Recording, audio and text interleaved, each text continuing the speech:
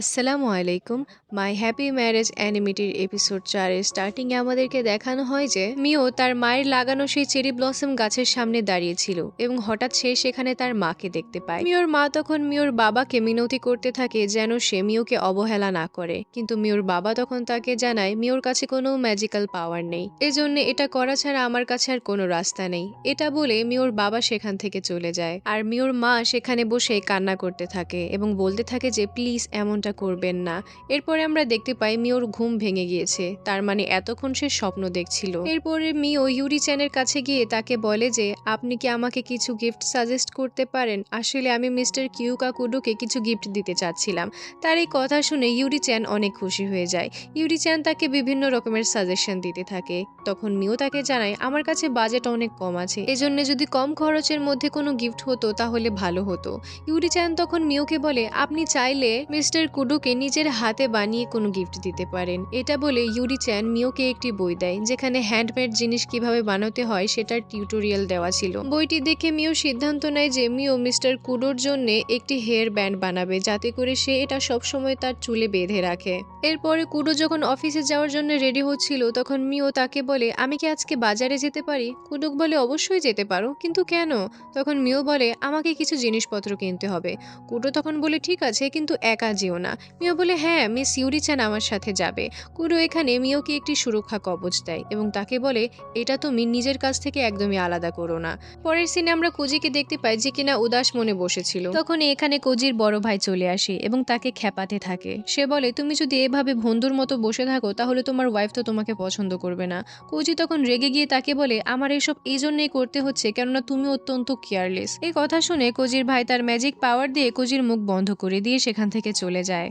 পরের সিনে আমরা দেখতে পাই মিও আর ইউরি চ্যান মার্কেটে চলে এসেছে। এখানে মিও কুডোর জন্য হেয়ার ব্যান্ড বানানোর জন্য পার্পল কালারের সুতো সিলেক্ট করে। সবশেষে তারা যখন বাড়ি যাচ্ছিল তখন হঠাৎই ইউরি চ্যানের মনে পড়ে যে বাসায় তো নুন নেই, এজন্য সে মিস মিওকে বলে আপনি প্লিজ এখানে আমার জন্য অপেক্ষা করুন, আমি নুন কিনে নিয়ে আসছি। তো মিও এখানে একলা এক জায়গায় দাঁড়িয়েছিল, তখনই কেউ মিওকে ডাকে। আমরা দেখতে পাই সেটা আর কেউ নয় বরং মিওর ছোট বোন কায়া। এরপরে সিন শিফট হলে আমরা কুডোকে দেখতে পাই যে কিনা মিওর বাড়িতে অর্থাৎ সাইমুরি মেনশনে চলে গিয়েছিল। এখানে মিওর বাবা হঠাৎ করে কুডোকে তাদের বাড়িতে দেখে অনেক অবাক হয়ে যায়। কুডো তখন তাদেরকে বলে আমি মিওর ব্যাপারে আপনাদের সাথে কথা বলতে এসেছি। কুডোর বাবা বলে কি করেছে আমার মেয়ে? কুডো বলে ও কিছুই করেনি, আমি তার সাথে বিয়ের কথা বলতে এখানে এসেছি। কুডো এখানে আরো বলে যে যখন দুই পরিবারের মধ্যে বিবাহের কথাবার্তা চলে তখন দুই পরিবারেরই কোনো না কোনো ফায়দা হয়, কিন্তু আমি অত্যন্ত লজ্জাবোধ করছি যে আপনাদের মতো ফ্যামিলিতে আমার বিয়ে করতে হচ্ছে। এটা শুনে মিওর বাবা তখন বলে কেন, আমরা কি করেছি?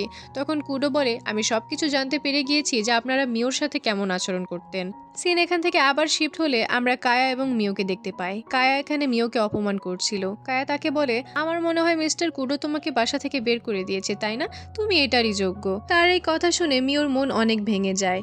কোজি তখন কায়াকে আটকানোর চেষ্টা করলেও কায়া তার কোনো কথাই শোনে না। সিন এখান থেকে আবার শিফট হয় এবং আমরা পুনরায় কুডোকে দেখতে পাই। কুডো এখানে বলে আমি তারপরও আপনাদের ফ্যামিলির সাথে সম্পর্ক তৈরি করব, কিন্তু আপনাদেরকে মিওকে গিয়ে ফেস টু ফেস সরি বলতে হবে এবং এটা যদি আপনারা না করেন তাহলে আমি এবং মিও সম্পূর্ণভাবে আপনাদের ফ্যামিলি থেকে সম্পর্ক ছিন্ন করে দেব এবং আমরা আর কোনোদিনও এই বাড়িতে পা রাখবো না। এরপরে আমাদেরকে পুনরায় মার্কেটের সিন দেখানো হয় যেখানে কায়া মিওকে আজে বাজে কথা বলেই যাচ্ছিল, যার কারণে মিওর মনোবল একদমই ভেঙে যায়। মিও এখানে অনেক নিরাশ হয়ে পড়ে। ঠিক তখনই এখানে ইউরি চ্যান চলে আসে এবং মিওকে জিজ্ঞেস করে মিস এই মহিলাটিকে?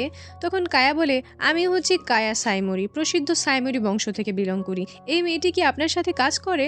তখন ইউরি চ্যান বলে আপনি কি বলছেন?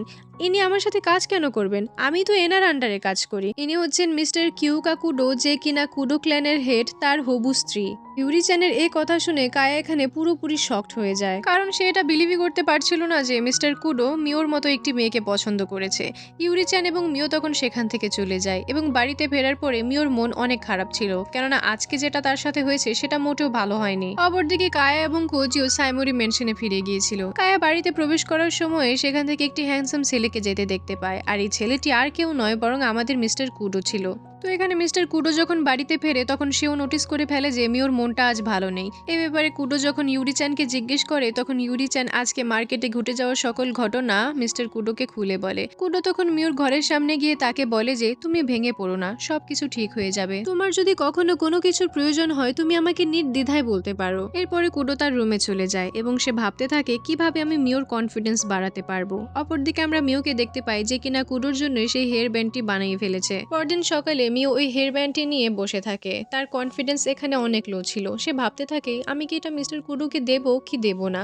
তখনই তার দরজার সামনে ইউরি-চ্যান এসে বলে মিস মিও, কেউ আপনার সাথে দেখা করতে এসেছে। আমরা দেখতে পাই এই মেয়েটি আর কেউ নয় বরং হানা, অর্থাৎ ছোটবেলায় মিওদের বাড়িতে যেই মেয়েট কাজ করত। হানাকে দেখে মিও অনেক বেশি খুশি ছিল। হানা এখানে মিওকে বলে ওই দিনের পর থেকে আমি প্রত্যেকদিন চিন্তায় থাকতাম যে আপনার কি হয়েছে, আপনি ভালো আছেন কিনা। হানা এখানে আরো জানায় যে তার বিয়ে হয়ে গিয়েছে এবং তার একটি বাচ্চাও আছে।